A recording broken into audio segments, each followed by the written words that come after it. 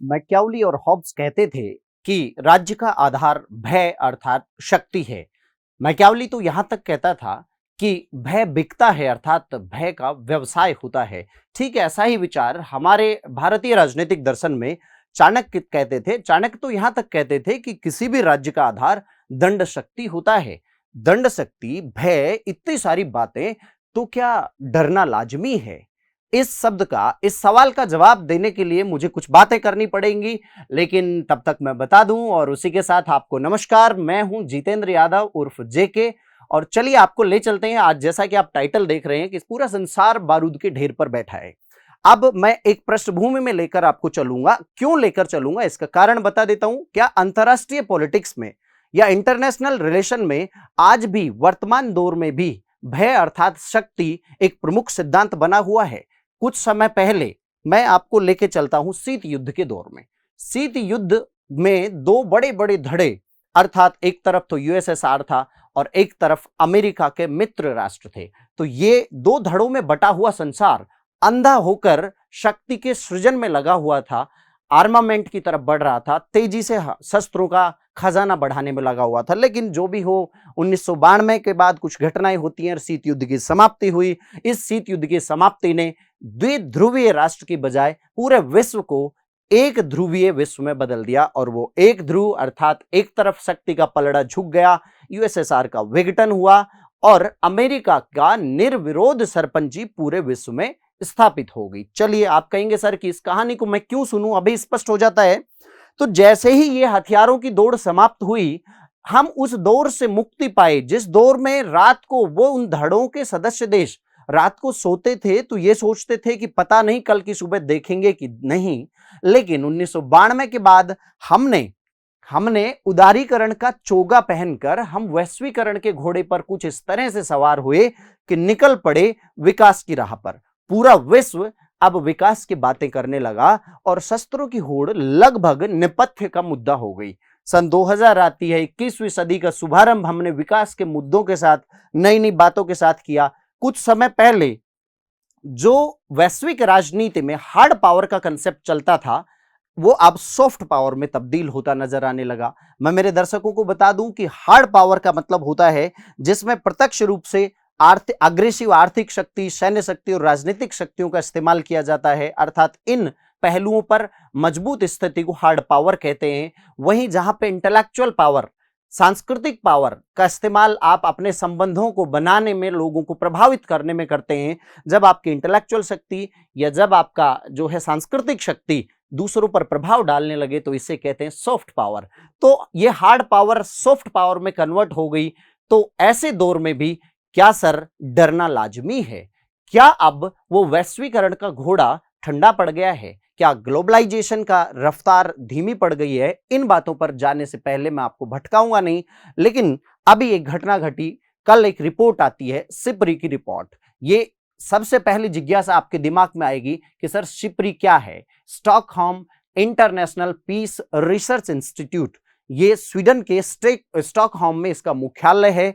ये करता क्या है भैया? आपको बता दूं, सन 1968 में इसकी स्वायत्त शासन संगठन है, एक तरह से इंडिपेंडेंट ऑर्गेनाइजेशन है, और इसकी स्थापना होती है पूरे विश्व में सशस्त्र संघर्ष, देशों के द्वारा किए जाने वाले सेनाओं पर खर्च तथा इसके साथ साथ आयुधों का जो व्यापार हो रहा है उसका डेटा, और उस डेटा का विश्लेषण करके हमें और आपको अर्थात पूरे विश्व को सलाह देने के लिए इस संगठन ने मुहिम शुरू की। ये शांति के लिए बात करता है, निरस्त्रीकरण की बात करता है और शस्त्र नियंत्रण पर अपनी रिसर्च करता है। इसका नाम है SIPRI। चलिए, सिपरी को आप समझ चुके हैं। तो क्या कर दिया सिपरी ने?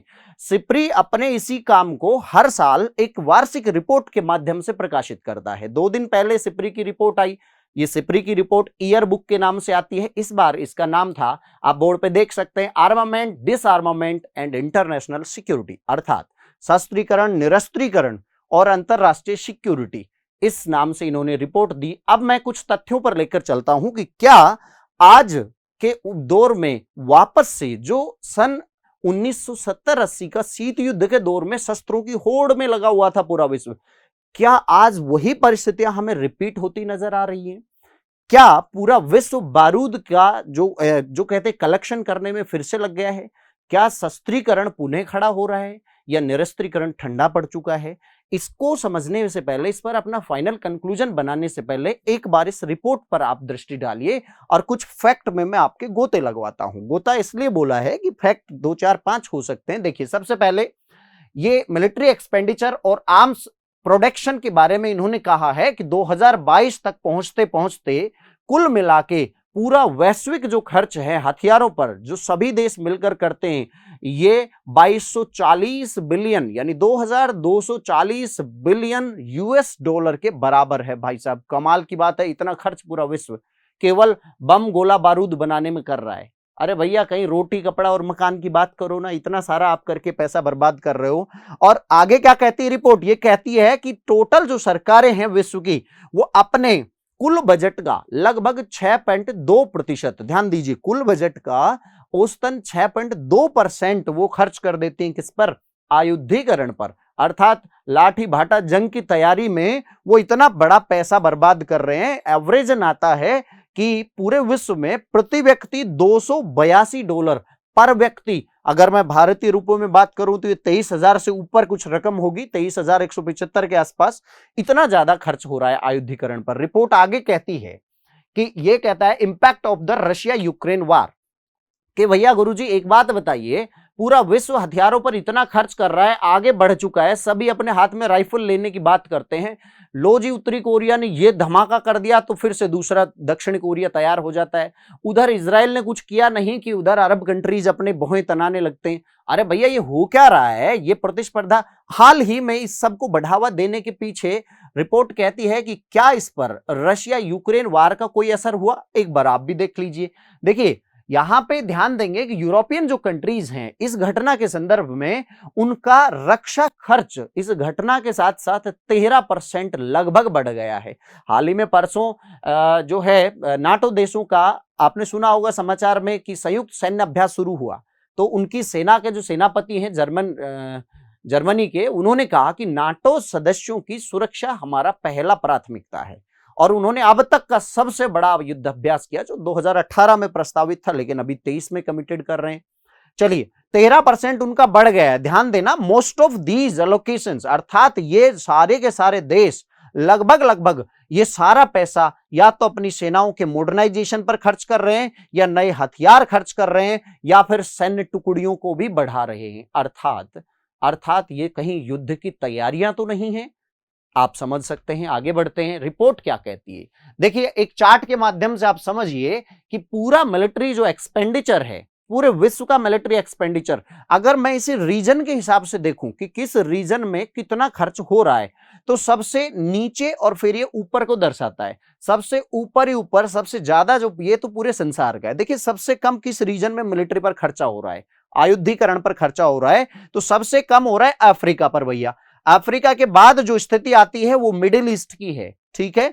और मिडिल ईस्ट के जस्ट ऊपर जो स्थिति है वो है यूरोप की।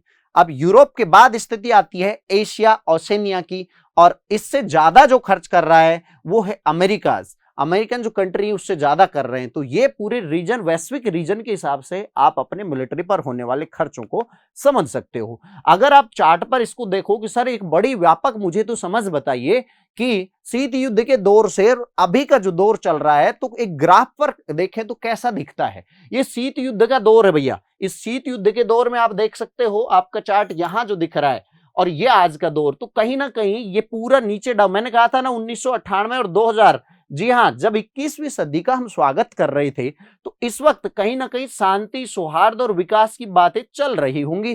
बोलो सर, बैठ के गल बहियां डाल रहे होंगे, है ना, बड़ी शांति की बातें। यहां कम, यहां कटौती सी नजर आ रही है, लेकिन पुनः ये ग्राफ आपको बढ़ता प्रतीत हो रहा है। अर्थात फिर से इंक्रेज हो रहा है वैश्विक स्तर पर हथियारों की होड़ को। अब देखिए, यहां पे एक चीज आपको, कुछ फैक्ट मैं बता देता हूं कि इस रिपोर्ट के आधार पर पूरे विश्व में आयुधों का, यानी हथियारों का प्रमुख आयातक और प्रमुख निर्यातक कौन है। रिपोर्ट कहती है कि पूरे विश्व में यदि हथियारों के निर्यात करने की बात करें तो यूएसए पहले नंबर पर है, रशिया दूसरे नंबर पर।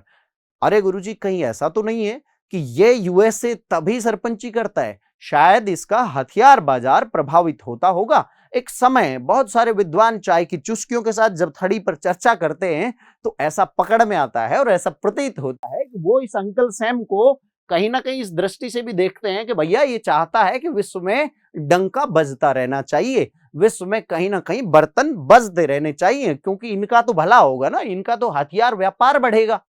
यस और नो? लड़ाइयां अगर शांति हो गई तो हथियार कहां से बिकेंगे? चलिए वो आप परिणाम पर पहुंच सकते हैं, मैं सिर्फ इशारा दे सकता हूं।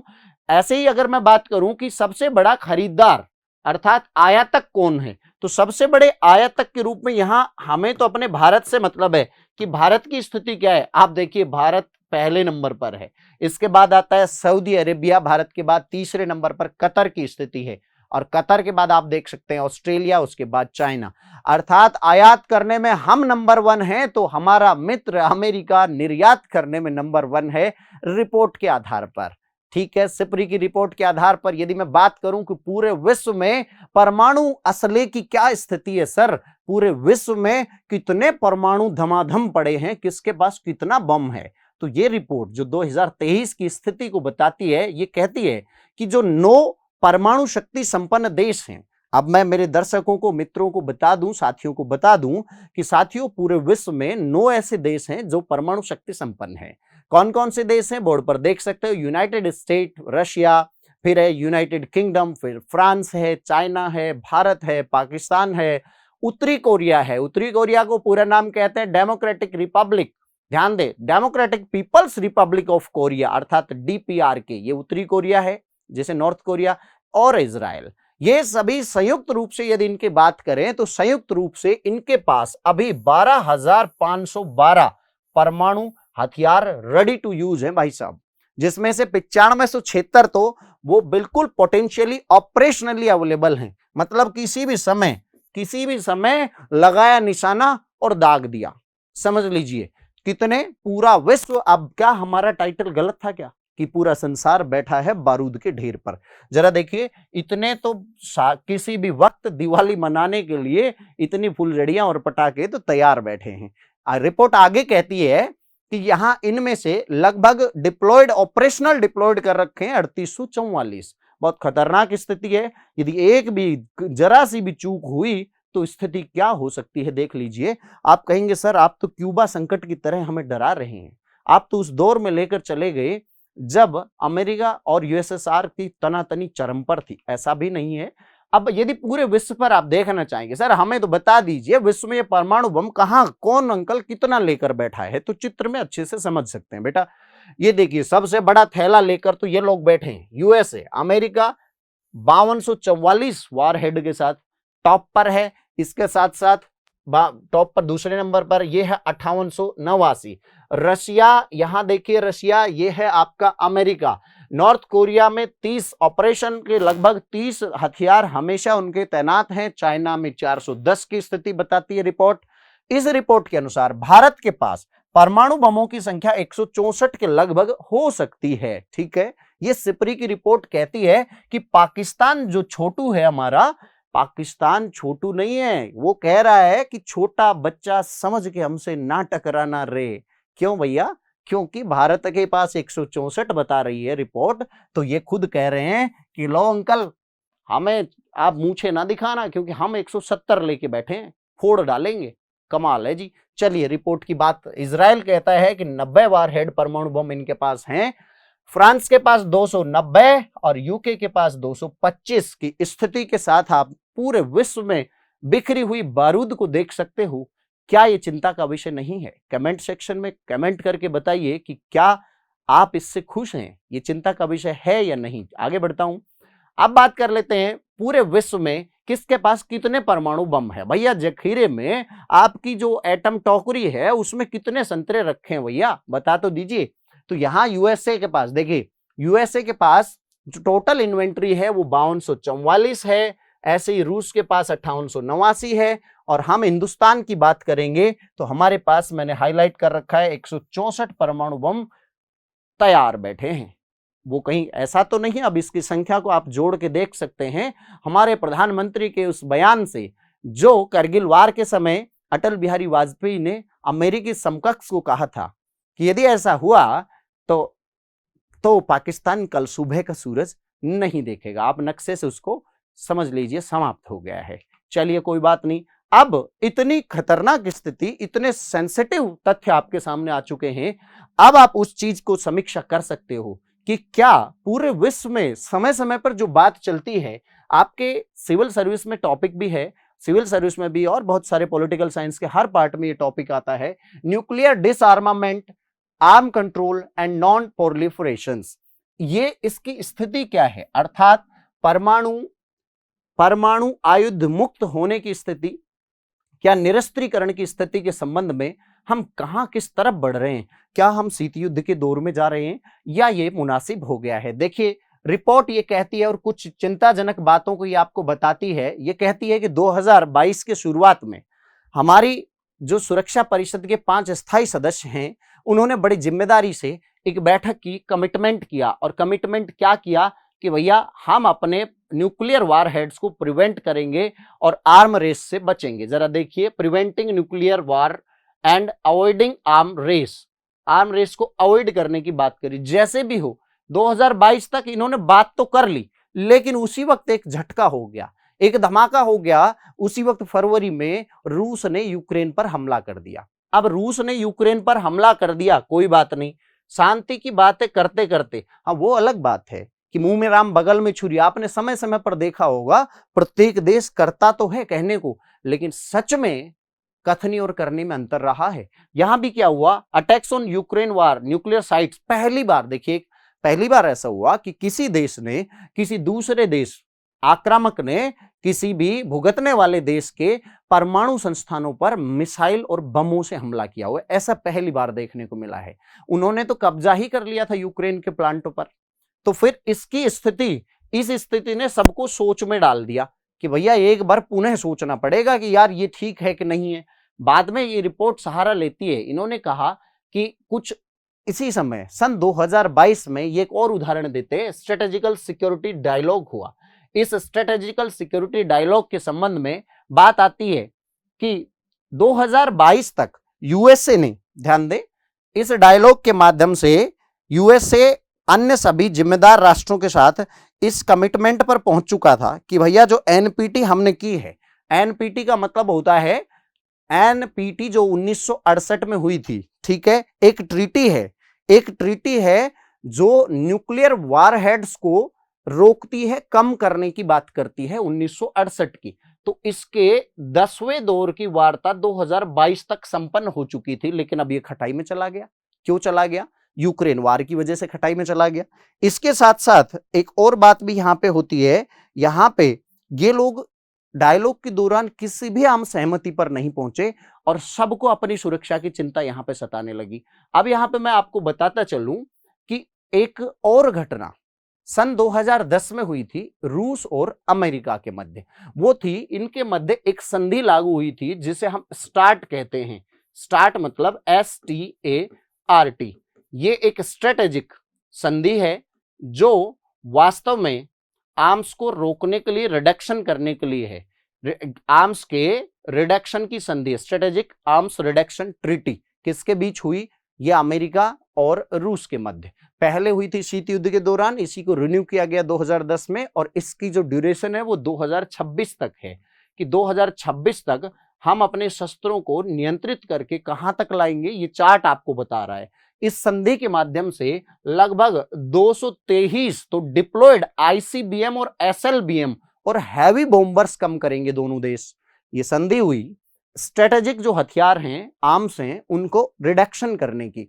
उसके आधार पर 380 न्यूक्लियर वारहेड्स और डिप्लॉयड ICBM जो हैं उनको दोनों कम करेंगे, और 324 की संख्या में जो डिप्लॉयड हो चुकी हैं ऑलरेडी, और नॉन डिप्लॉयड जो लॉन्चर हैं ICBM वगैरह के, अर्थात ऐसे व्हीकल हैं जिन पर रखकर वो मिसाइल दागी जाती है या बम फोड़े जा सकते हैं, उन सबको कम करने की बात हुई। ये ट्रीटी, ये एक फॉर्मेट है न्यू स्टार्ट का। तो न्यू स्टार्ट भी खटाई में पड़ गया। समझिए कैसे? रूस ने बयान दिया कि भैया तनिक रुकिए अंकल सैम, अब हम, जब यूक्रेन ने ऐसी बदमाशी कर ही दी है रूस के अनुसार और आप उसको साथ दे रहे हैं, तो भैया अब हम जो स्टार्ट की शर्तें हुई थी उससे तनिक पीछे हट रहे हैं। मैंने भी पूछा भैया रूस क्या कहना चाहते हो? तो रूस कहता है देखिए अंकल, बात यह है कि मैं अपने जो न्यूक्लियर ठिकानों के निरीक्षण की संधि के तहत अनुमति देता था हवाई सर्वेक्षण की, उससे पीछे हट रहा हूं भैया, मैं नहीं देखने दूंगा मैं क्या कर रहा हूं क्या नहीं कर रहा हूं। ऐसे ही अमेरिका भी इससे हट गया। दोनों ही देश इससे हटते प्रतीत हो रहे हैं। तो ये एक बड़ा ही गंभीर विषय यहां पर पैदा हुआ कि ये इससे पीछे हट रहे हैं। तो स्टार्ट भी खटाई में पड़ती नजर आ रही है। अब समझिए आप निरस्त्रीकरण को किस प्रकार चोट पहुंच रही है। आगे बात करते हैं ईरान और ईरान के संबंध में एक जॉइंट कॉम्प्रिहेंसिव, ध्यान दें, ईरान के संबंध में एक joint comprehensive plan of action sign किया था। किसने? यूएसए ने। यूएसए प्लस ईरान का एक तरह से कह सकते हो कि संयुक्त कार्य समूह बना कि भैया हमारी भी कुछ चिंताएं हैं, आपकी भी कुछ चिंताएं हैं। हमारी चिंता तो यह है कि आप परमाणु बम मत बनाइए यार, उससे वापस आ जाइए। ईरान को कहा अमेरिका ने। अमेरिका ने कहा कि यार हमारे विकास में आप काहे टांग अड़ा रहे हो, हमारी भी आपको लेकर बड़ी अनिश्चितता है, बड़ा अविश्वास है। तो दोनों की अपनी चिंताओं को लेकर एक संयुक्त कार्यदल उन्होंने गठित किया हुआ था, जिसको कहते हैं JCPOA। तो JCPOA का जो प्रोग्रेस है वो भी भैया खटाई में पड़ गई। इसको अप्रैल 2021 में गठित किया गया था और अप्रैल 2021 से लेकर, और ये चूंकि रिपोर्ट 2022 तक की स्थिति तक है, तो वहां तक इसने कुछ प्रोग्रेस नहीं की। कारण जानते हो क्या है? कारण था कि ईरान द्वारा यूक्रेन पर रूस के हमले का समर्थन करना।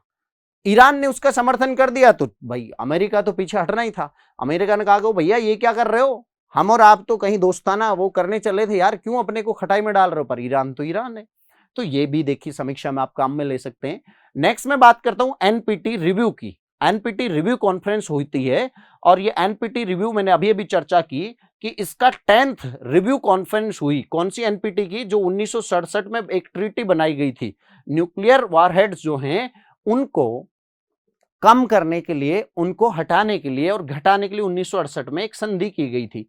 इस संधि का 10वां रिव्यू सेशन बिना किसी रिजल्ट के समाप्त हो गया। यह भी एक बड़ी चिंता की बात है। 2017 तक हमें किसी न किसी परिणामदायक निर्णय पर पहुंचना था, फाइनली निर्णय जो इफेक्टिव निर्णय हो उस पर पहुंचना था। लेकिन चूंकि 2026 में यह समाप्त हो जाएगी अगर इसको आगे रिन्यू नहीं किया और बढ़ाया नहीं, ये भी चिंता का विषय है। हर वो शख्स जो, हर वो देश जो न्यूक्लियर वारहेड रखता है वो बात होगी कि हम तो मीठा खाते हैं सरकार, आप छोड़ दीजिए, छोड़ना चाहो तो हम तो नहीं छोड़ेंगे। इस स्थिति को लेकर वो आगे बढ़ रहे हैं। आप बताइए, इस तरह का कोई भी बार्गेनिंग थ्योरी को छोड़िए पीछे, थोड़ी देर के लिए गोली मारिए भैया। समझौता तो जब चलता है कि 2 कदम आप चलो 2 कदम मैं चलता हूं, कुछ आप बढ़िए कुछ हम बढ़िए, अर्थात या तो किसी का हो जाइए या किसी को अपना बना लीजिए। अरे रिश्तों का तो यही एक सूत्र होता है, चाहे अंतरराष्ट्रीय राजनीति हो या अंतरराष्ट्रीय संबंधों की बात से लेकर घर के किसी संबंध की बात हो। बिसात अंतरराष्ट्रीय है तो क्या हुआ, 64 तो वही होती हैं। जहां मनुष्य है तो प्रवृत्ति भी वही पाई जाती है। चलिए आगे बढ़ते हैं और ट्रीटी ऑन द, यहां पे देखिए प्रोहिबिशन ऑफ न्यूक्लियर वेपन्स। यहां पे एक और समझौते की मैं बात कर रहा हूं जिसे कहते हैं TPNW। ये समझौता है TPNW, अर्थात एक ट्रीटी है किस पर? प्रोहिबिशन करने के लिए, न्यूक्लियर वेपन्स को प्रतिबंधित करने के लिए। इस TPNW की स्थिति के बारे में बता दूं, इसकी पहली बैठक अभी संपन्न हुई है। इस पहली बैठक में कुछ बातों पर तो सहमति बनी है, जैसे 50 कार्य योजनाओं को छांटा गया है, अर्थात उन प्लानिंग की पहचान की गई है जिन पर संयुक्त रूप से सभी परमाणु शक्ति संपन्न राष्ट्र काम कर सकते हैं। एक वैज्ञानिक सलाहकार परिषद का गठन किया जा सकता है। ये 50 कार्य योजनाओं में से कुछ का उदाहरण मैं देता हूं, जैसे पीड़ित को सहायता प्रदान करना, पीड़ित को सहायता के साथ साथ वातावरण या पर्यावरण को हुए नुकसान की भरपाई के लिए काम करना, एक दूसरे राष्ट्रों की या पीड़ित राष्ट्रों को तकनीकी मदद पहुंचाना।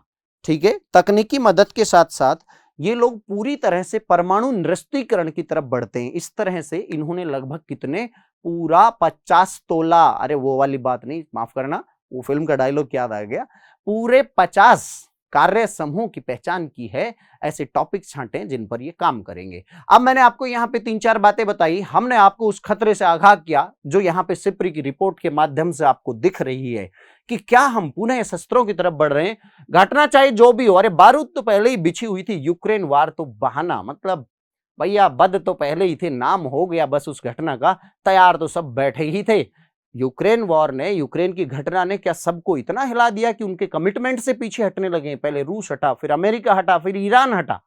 ईरान के हटने के बाद क्या आपको कुछ पॉजिटिविटी दिख रही है? आपको लगता है कि कभी कोई प्रभावशाली इस तरह की निरस्त्रीकरण की बात कोई लागू होगी? कभी एनपीटी पूरी तरह अपने फॉर्म में आ पाएगी? यदि आपको लगता है, आप सहमत हैं, तो निश्चित लिखिए। लेकिन एक समीक्षात्मक लेख इस पर बनता है। इस रिपोर्ट की मदद से आप लेख लिख सकते हैं कि निरस्त्रीकरण पर अभी हमारी स्थिति क्या है, विश्व किस ओर जा रहा है, क्या युद्ध या आयुद्धों का खजाना भरना देशों की प्रासंगिक है, क्या उनकी समय की सामयिक जरूरत है, या जियोपॉलिटिक्स में ये बहुत महत्वपूर्ण हो चुका है, या फिर कहीं ना कहीं हम उस थोड़े से शांति वाले दौर की तरफ वापस लौट सकते हैं?